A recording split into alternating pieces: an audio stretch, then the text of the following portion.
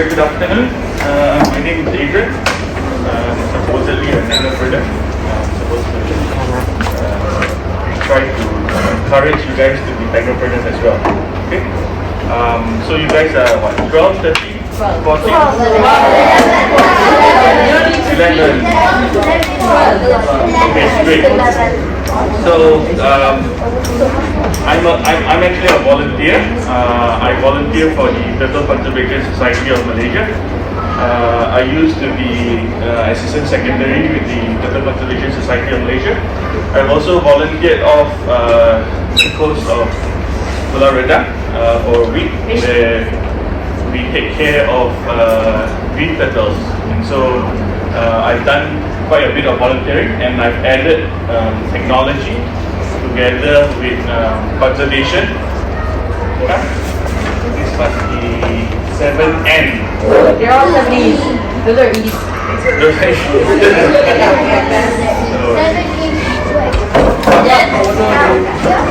Can we just keep quiet, please, so the talk can continue? So I've been, just for those who just came in, I've been volunteering for the Turtle Conservation Society of Malaysia. We take care of turtles. So turtles is a very loose terminology for terrapins, turtles, even those with, elephant legs, the ones that live on the land, right? And so today's talk will be about innovation in technology. It's where I incorporated technology into conservation. Alright? So stop me anytime if you have any questions. I'll be giving away small prizes.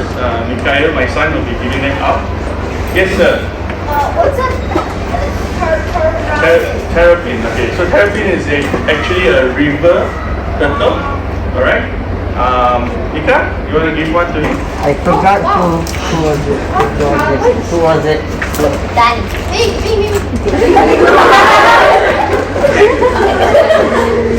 So have you guys heard of this term called Internet of Things? No. Anybody? No? Does anybody have a bank account?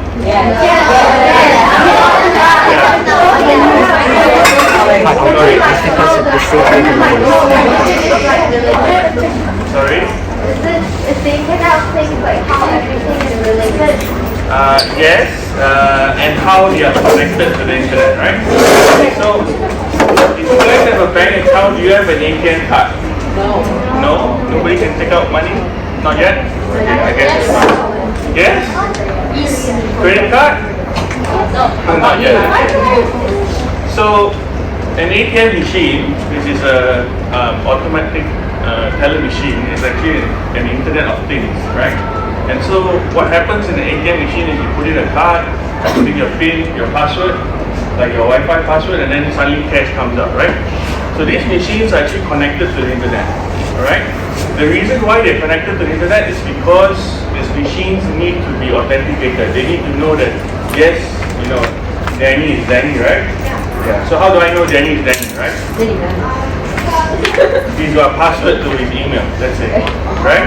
So that's what authenticates him on this machine. So this is an example of, ATM is automatic teller machine. So it's a machine that acts like a bank that gives you money. A bank teller. Yeah, bank teller.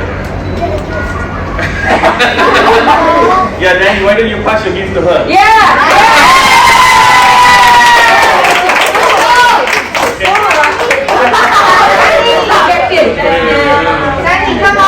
Okay, so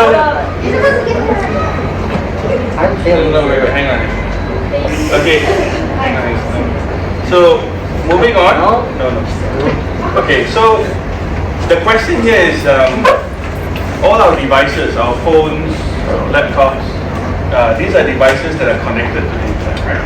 And so do they call home? Do they call to a server? Sorry? For music lesson. Yeah, sure, go ahead. Are we supposed to come? Okay, so this is an example of a tracker This was done in one of the, so if you have your devices, you can actually scan the QR code for the website. So this website actually, I'm saving. Okay. what they've done is that they have actually tracked 6 packs of wolves, right? And if you notice the colors, the blues, the greens, and the oranges, the wolves are very territorial.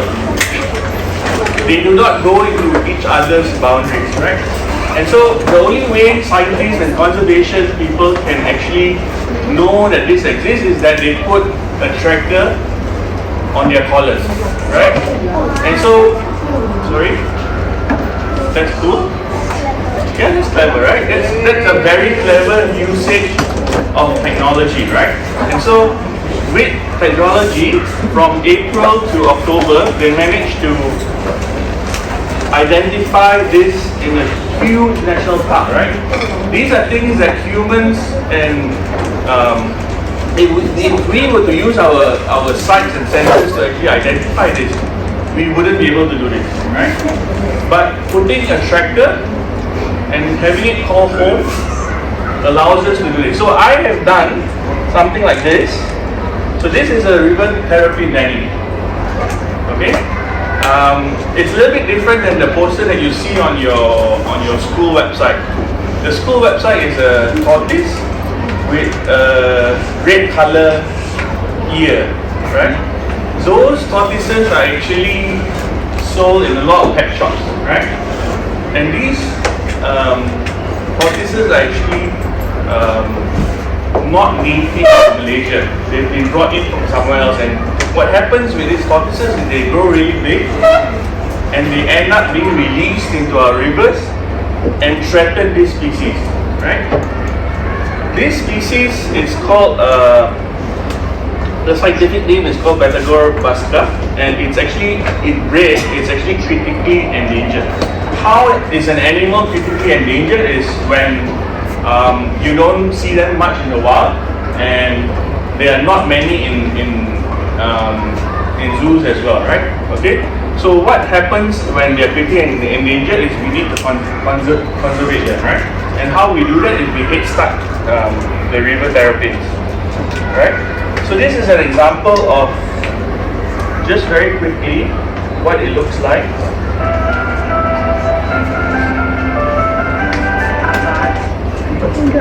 Okay, so these are the eggs. They lay about 9 to 10 eggs in a clutch, not many. Okay, that's your river terrapin. It's a little bit huge, and this is a female. Right? So what they do is, we have villagers who used to eat the eggs. Yeah, we eat everything, don't we? Except chairs and tables, right? Anything with legs. So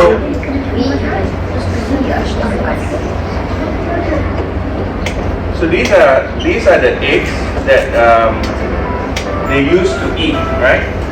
And because after eating them, they realized that there were not many eggs to be eaten anymore.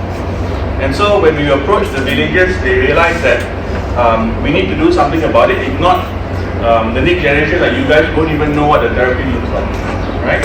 And so what happened is, we would head start them, we would collect the eggs, we would actually have them lay in front of the villagers' homes, because can you imagine, other villagers would come and steal as well, right in front of your homes, so that, you know, to eat them, right?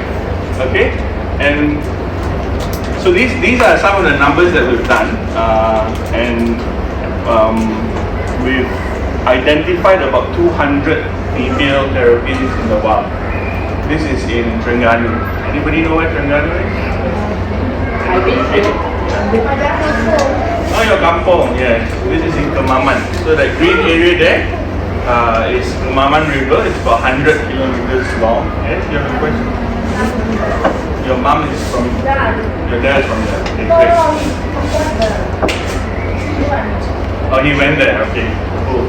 So there are almost extinct. They're going to be extinct, and so these terrapins need to be conserved. And so what happens is, out of the 3,000 eggs, this is basically eggs that we've actually hatched, incubated and hatched, and then there are about 1,006 that survive. And what we do is, at the society, is we allow the public to actually adopt turtles, the terrapin, not to take home, but to actually adopt them for 6 months, and then after 6 months you release them into the wild. Okay, so this is called head starting. So what I did with a friend of mine, Johan, was that we put the same tractors on the Terrapin, right? So before this, what was normally done was they would have a device on the Terrapin, and then an antenna like the ones that you see on the roof, and then you would sit on a boat, and you would actually try to detect the Terrapin in the wild. Can you imagine sitting on a boat? Anyone sat on a boat before? And it goes like this, right? And can you imagine trying to target an antenna like the one you have on the roof and try to find a terrapin that is probably a meter long, and try to listen to a sound to see where the terrapin is, right? It's quite difficult, right? You got a question? What if the tractor falls off? That's a very good question. So we have glue, right, that enables the tractor to be on, and then after some time the glue would actually give way, and then the tractor would actually float away. Because, if you don't mind, 2 questions. Okay, so remember the 80th? Remember the? Sorry, I'm very big. That's why everyone's little to me. Okay, so this tractor is similar to the tractor that was done on the wolves, except that this tractor is similar to the ATM machine where it calls home. The reason why it calls home is yeah. So what happens is like the terrapin actually doesn't have the tractor, that's the tractor floats away. Does it still track the terrapin, like, or further be notified if the tractor floats away? Yeah, so okay, good question as well. So what happened in this project was the battery actually ran out after 7 days, and so we managed to track the terrapin for only 7 days, right? Of course, there's a lot of things that can be done, like for instance, because the terrapin swims, you can actually have hydroelectric to actually generate more power, or you can have solar panels to actually generate more power for the tractor, right? So I have the Mika, can you, if you don't mind, pass one to her? Can you just pass this around? This was the exact size of the tractor that was put on the terrapin's back on the blue line. Just pass it around. So basically, it's the size of a credit card. It's got GPS on it. It's got a battery on it, and it has a SIM card exactly like your phone on it. And it sends an SMS back to the server every time. Yeah. This one, because the river is actually quite long, and the battery died, so we didn't have a chance to follow it back. So it was basically a one and let go. Yeah. Guys, if you don't mind, over here with the hairband. Yeah, you got right there. Does the tractor like hurt the turtle? Does the tractor what? Hurt the turtle? Yeah, so it was actually positioned on the back. It was rather big because we got devices to come from the head. Little lady on the head. Head on a little lady, no. So the tractor was actually an off-shelf tractor, and so basically the tractor didn't manage to be retrieved back. Okay. The fact of the matter is, during the 8 days, if you look at how we plotted the river Terrapin, this is the river of Kemaman. That's where the project site is. And so the mother terrapin actually swam upstream, right?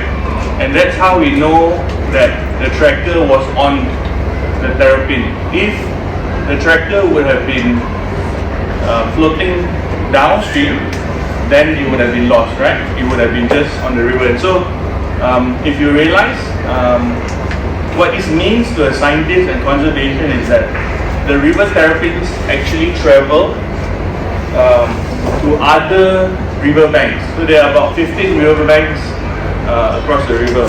And now, with this data, we can actually go back to the government and tell them like, hey, these are places on the river bank that needs to be conserved. You need to say that. So the reason, hang on, let me just finish. So the reason why this is crucial is because the government, on one hand, is also giving out licenses to actually collect eggs. Funny, right?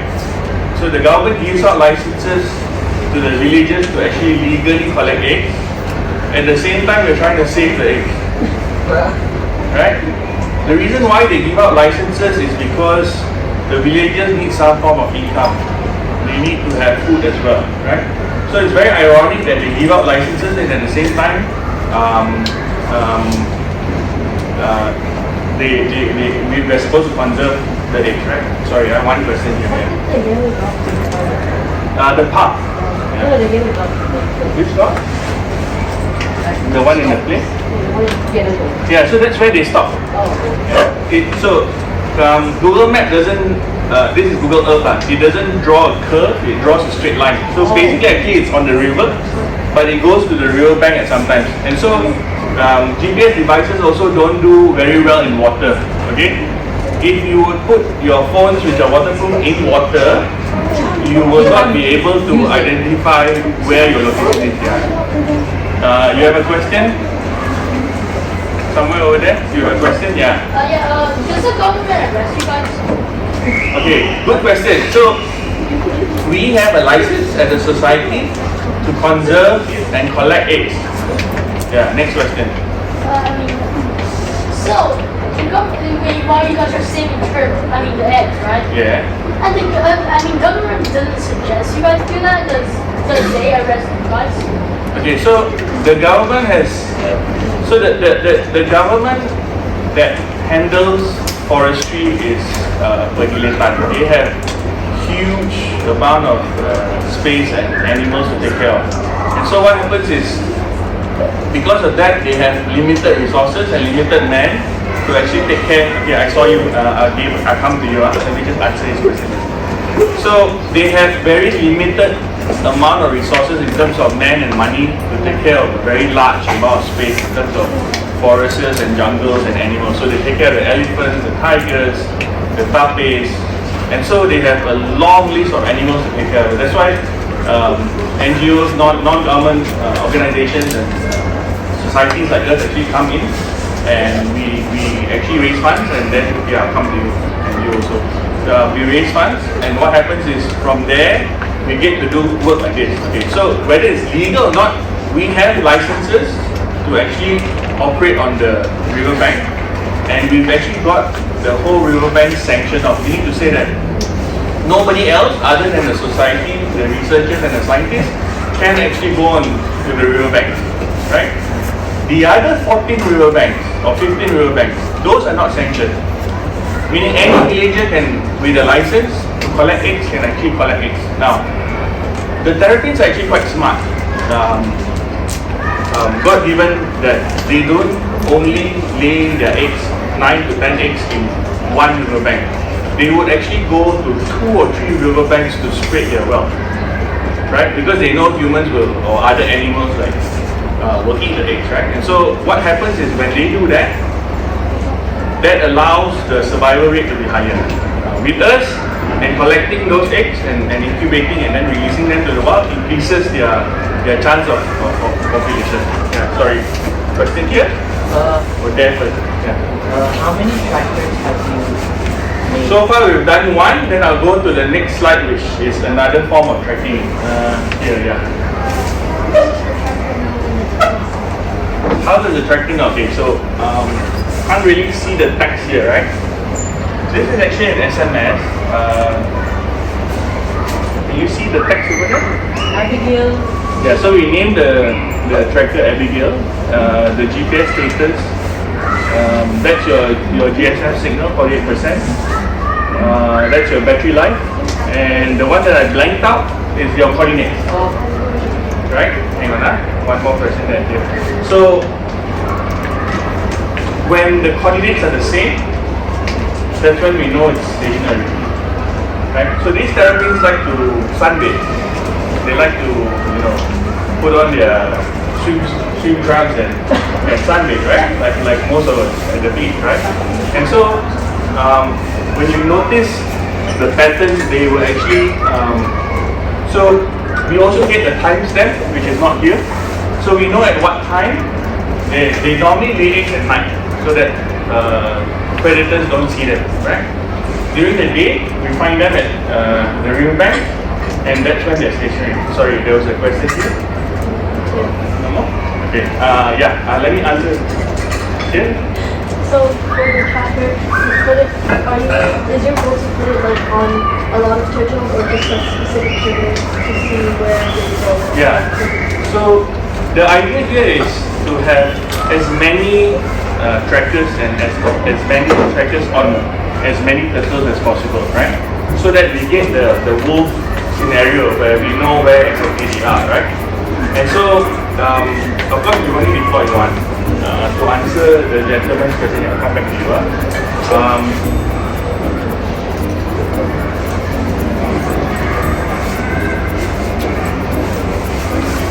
I'll just keep pausing. This is basically this is another Internet of Things device where it's actually a time lapse across 3 weeks of the incubation area. So this was the area that I mentioned where villagers will actually come in and steal eggs. Let me get to your question just now.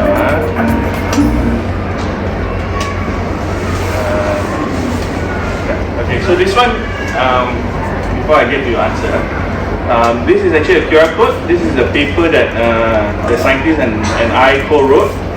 If you want to read more details, you can actually scan the QR code. One here, and one.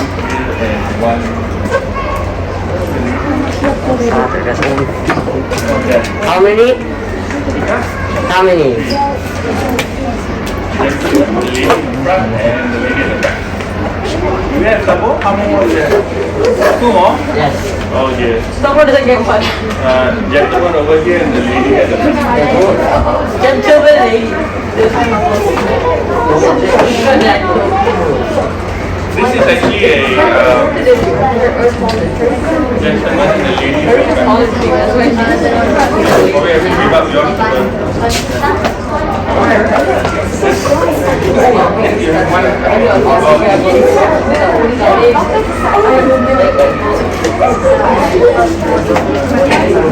What now? Okay. Now I'll share these slides later on. So the paper is actually written by Dr. Chen and myself, so you get more details of the papers. Okay, to answer your question, this is actually I'm not sure whether you guys know about yeah. So this is phase 2 which we have done.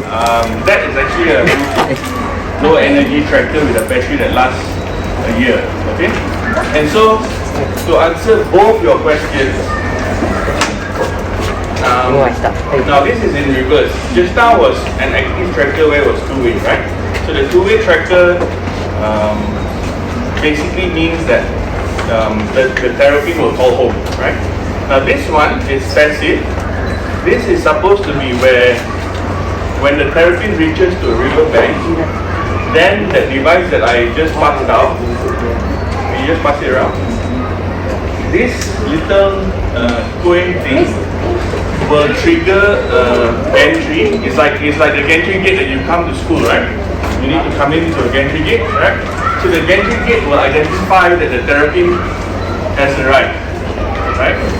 And then you'll call home. Not the small quay, but the gantry gate will call home. Like the guard saying that, hey, Adrian has arrived, right? Where's the other credit card size tracker? It's being passed around, yeah. Okay? Yeah. So this works exactly like AirTag, right? The one that you see going around works exactly like AirTag. But AirTag works like Any nearby Apple device that has Wi-Fi taken off. So how would it work? So imagine if that black box over there is an Apple iPhone, right? Now I put iPhones on 15 speeches or 15 riverbanks, and then I deploy AirTags on 200 female terrapins, or the terrapins that I release in the wild, which are these ones.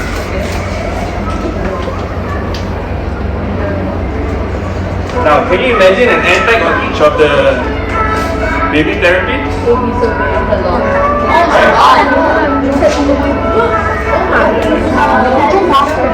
So we get about 200 to 300 baby terrapin depending on the weather, depending on how many mothers that actually come on the same riverbank. Right? So this is a yearly event that we have. A little bit hot and humid, but by the riverbank, and then that's where you release. I mean, you adopt a terrapin, and then that's where you release a terrapin. Ran out of gifts already. Okay. And you don't take it home. You adopt the terrapin for 6 And you months. pay for it in expenses. Then you pay for expenses like food, water, the villagers to actually take care of it. And then at the end of the day, you get the whole one, and you get to release the terrapin. Yeah, 2 questions. One first, hang on. Oh, you already asked a question. Ask again, go ahead.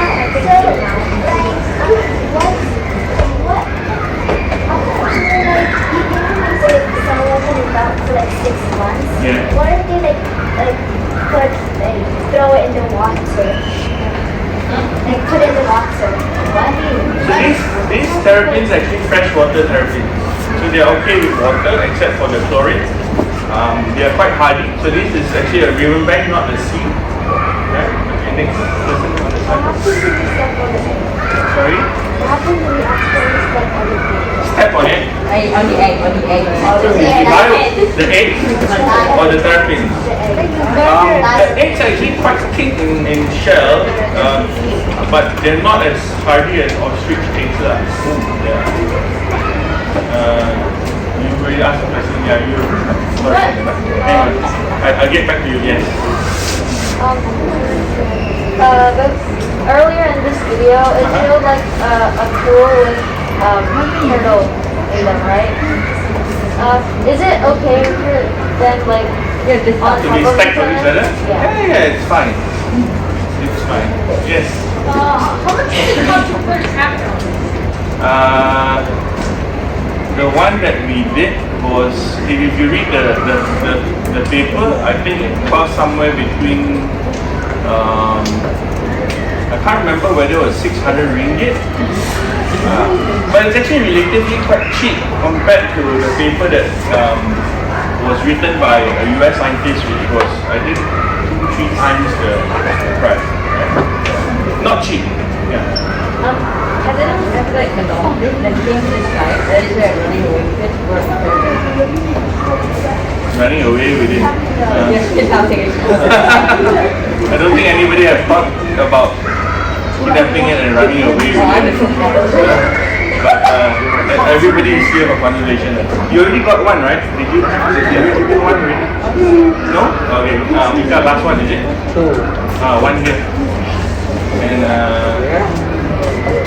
did you already have one? Did you already have one? One over so behind.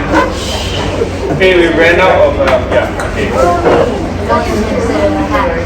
So these are some of the things that the society does. So the society does a lot of batik stuff that is terrapin related lah. Yeah. Okay, so I'm done. We've got another 5 more minutes. I ran out of gifts. But those who receive theirs, I think you know what the colors represent. I've seen some of you wear it already. Not many though. Oh! Right on the Nexus. Well done. Make sure to take them out before it goes into the washing machine, yeah? Any more questions? You have a question? I'm coming back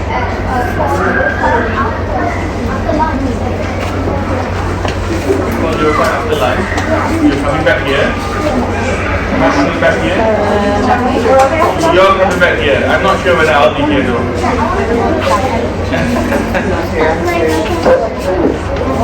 Anyone? Questions? Teachers? Friends? John, any questions? Good? Right, year 7s.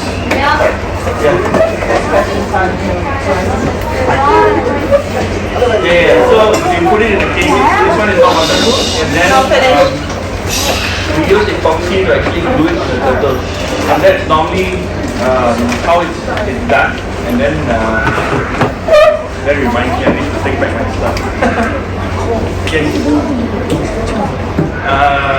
Some people do. I'm not sure whether anyone has eaten. I'm not sure whether anybody has eaten terrapin. No. No one has eaten. Very sad. Yeah, but I've heard of poachers and people who actually import and export. Sorry, year 7s, can you please stay in your seat? Last question. Last 2 questions here.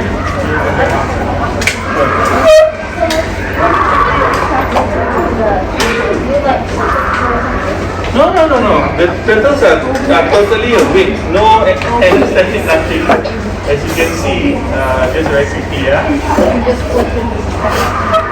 Yeah. So we actually weigh them, carry them upside down. Oh my god! Yeah, it is very heavy. Is he gonna die? There are some live river terrapins, the Ganu. If you look at Kuala Berak, there's actually a penglihatan center which you see different stages of river terrapins. So when you put them upside down, when you were babies, you know when they do the ultra scan on your mouth to look at you in the belly, it's also been done here so that you can count the eggs. Because the eggs only form when they need to come out. So you can see how many smaller eggs there are in the belly. Okay? Right, year 7s, if we could just give Mr. Adrian a